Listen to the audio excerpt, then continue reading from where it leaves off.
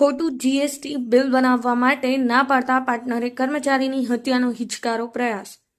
Ceramic એકમના પાર્ટનરે કર્મચારીને માર મારી કાર ચડાવી દેવાનો પ્રયાસ કર્યો. જીએસટી બિલ બનાવવાની ના પાડતા પાર્ટનરે ઓફિસે દોડી આવીને લોખંડના શીશા ફટકાર્યા. માર મારવો અને હત્યાની કોશિશની કલમ હેઠળ ગુનો નોંધાયો. મોરબીના રંગપર નજીક સિરામિક એકમના પાર્ટનરે જીએસટી બિલ બનાવવા બાબતે એક કર્મચારીને માર મારી તેની ઉપર કાર ચડાવી દેવાનો પ્રયાસ કર્યો હોવાનો બનાવ સામે આવ્યો છે. આ મામલે ફરિયાદ નોંધાતા પોલીસે સિરામિક પાર્ટનર સામે ગુનો નોંધી આગળની કાર્યવાહી હાથ ધરી છે. આ બાબતે વાત કરીએ તો મોરબીના મહેન્દ્રનગરમાં હનુમાન એપાર્ટમેન્ટમાં રહેતા જયદીપભાઈ મનસુખભાઈ શેરશિયા એક તાલુકા પોલીસ મથકે ફરિયાદ નોંધાવી હતી કે તેઓ રંગપર ગામ પાસે આવેલ લેમ્પસ્ટોન સિરામિક કારખાના એકાઉન્ટન્ટ તરીકે નોકરી કરતા હોય.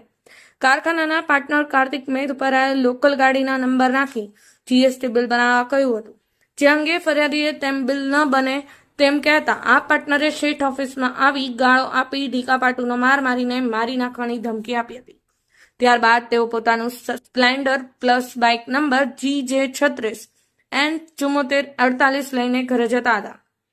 ત્યારે કારખાનાના ગેટની સામે પહોંચતા પાછળથી ફેક્ટરીના પાર્ટનરે ઇનોવા ગાડી નંબર GJ36F2881 લઈને મારી નાખવાના ઈરાદે 3 વખત ગાડી ઉપર નાખી તેમના ડાબા હાથમાં તથા ડાબા પગમાં મૂઢમાં ઈજા પહોંચાડીને જો ફરિયાદ કરીશ તો જીવતો નહીં રહેવા દઉં અને ક્યાંય કારખાને નોકરીએ નહીં રહેવા દઉં તેવી ધમકી આપી બાઇકને પણ નુકસાન કર્યું હતું.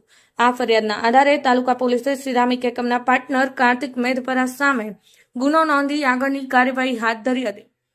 શ્રીકાંત પટેલ, સમય 24 ન્યૂઝ.